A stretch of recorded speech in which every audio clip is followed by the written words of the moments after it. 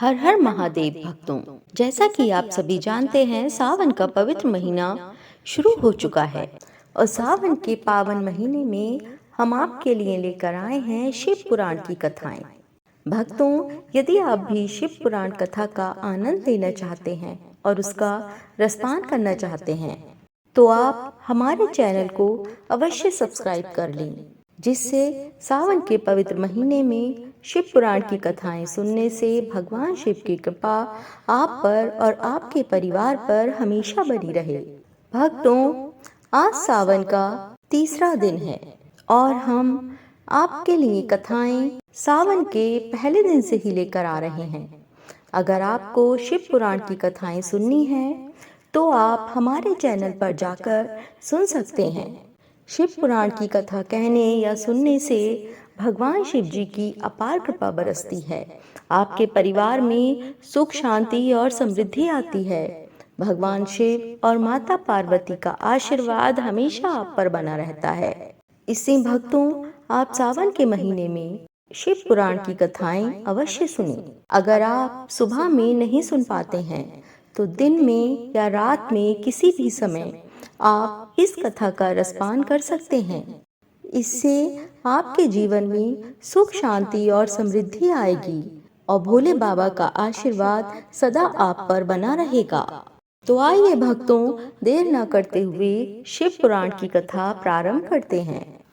शौनक जी कहते हैं, महाप्राज्ञ सूत जी, आप धन्य एवं शिव भक्तों में श्रेष्ठ हैं।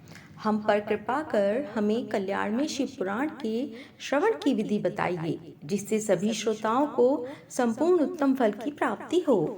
सूत जी ने कहा, मुनि शौनक, तुम्हें संपूर्ण फल की प्राप्ति के लिए मैं शिव पुराण की विधि सविस्तार बताता हूँ। सर्वप्रथम किसी ज्योतिषी को बुलाकर दान से संतुष्ट कर उससे कथा का शुभ मुहूर्त निकलवाना चाहिए और उसकी सूचना का संदेश सभी लोगों तक पहुंचाना चाहिए कि हमारे यहाँ शिव पुराण की कथा होने वाली है।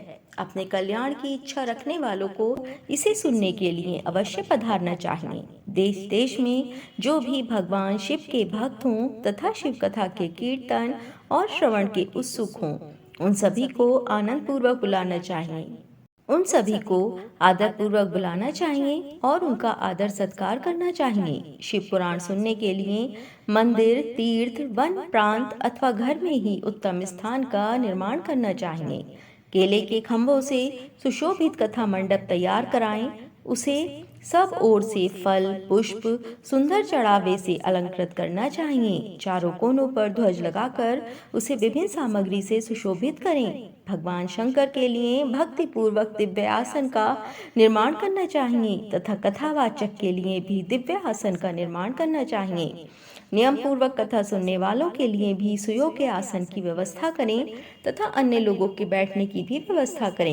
कथा बाँचने वाले विद्वान के प्रति कभी बुरी भावना ना रखें। संसार में जन्म तथा गुणों के कारण बहुत से गुरु होते हैं, परंतु उन सब में पुराणों का ज्ञाता ही परम गुरु माना जाता है।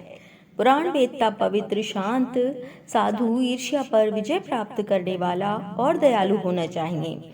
ऐसे गुणी मनुष्य को इस पुण्यमयी कथा को वांचना चाहिए।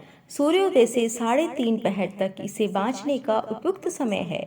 मध्याह्न काल में 2 घड़ी तक कथा बंद रखनी चाहिए ताकि लोग मलमूत्र का त्याग कर सकें।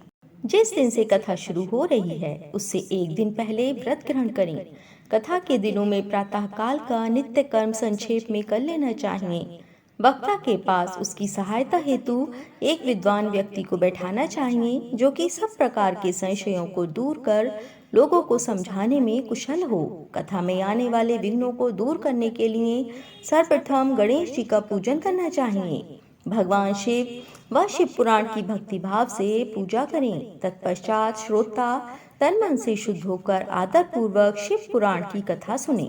जो वक्ता और श्रोता अनेक प्रकार के कर्मों से भटक रहे हों, काम आदि 6 विकारों से युक्त हों, वे पुण्य के भागी नहीं हो सकते। जो मनुष्य अपनी सभी चिंताओं को भूलकर कथा में मन लगाते हैं, उन शुद्ध बुद्धि मनुष्यों को उत्तम फल की प्राप्ति होती है। शिव पुराण में श्रोताओं द्वारा पालन किए जाने वाले कुछ नियम बताए गए हैं। सूत जी बोले, शौनक, शिव पुराण सुनने का व्रत लेने वाले पुरुषों के लिए जो नियम है उन्हें भक्तिपूर्वक सुनो। शिव पुराण की पुण्यमयी कथा नियम पूर्वक सुनने से बिना किसी विघ्न बाधा के उत्तम फल की प्राप्ति होती है। दीक्षा रहित मनुष्य को कथा सुनने का अधिकार नहीं है, अतः पहले वक्ता से दीक्षा ग्रहण करनी चाहिए। नियम पूर्वक कथा सुनने वाले मनुष्य को ब्रह्मचर्य का अच्छी तरह से पालन करना चाहिए। उसे भूमि पर सोना चाहिए, पत्तल में खाना चाहिए तथा कथा समाप्त होने पर ही अन्न ग्रहण करना चाहिए।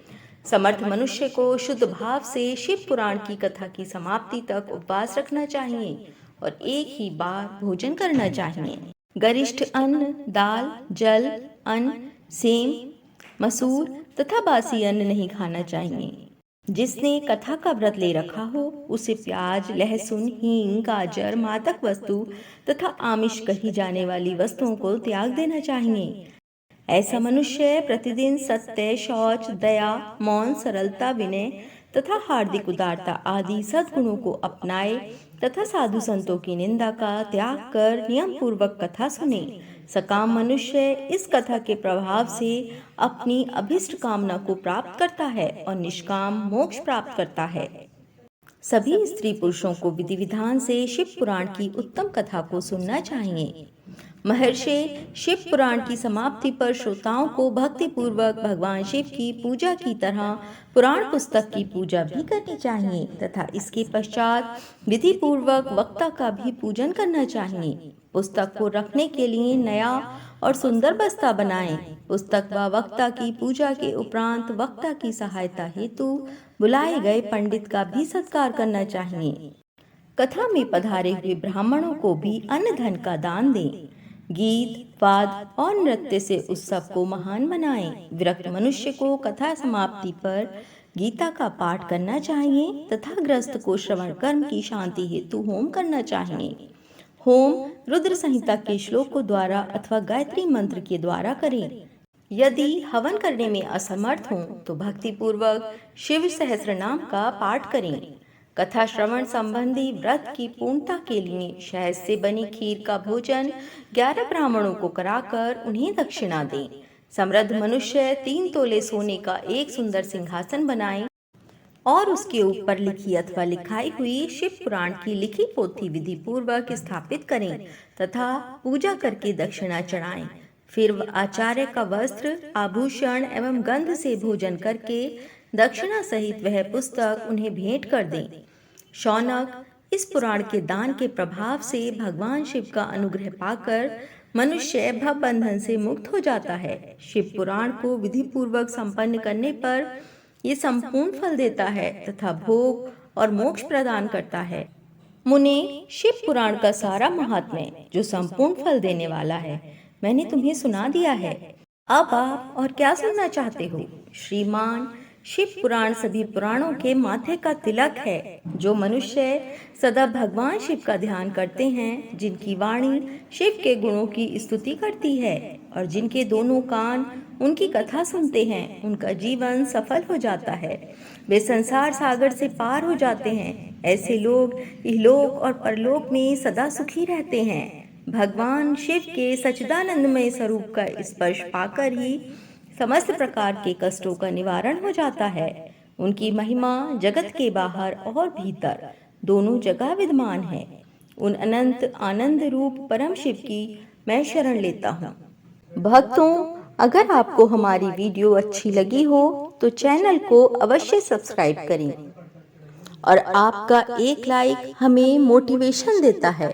अगर आपको वीडियो अच्छी लगे तो एक लाइक अवश्य करें और कमेंट में हर हर महादेव अवश्य लिखें। धन्यवाद।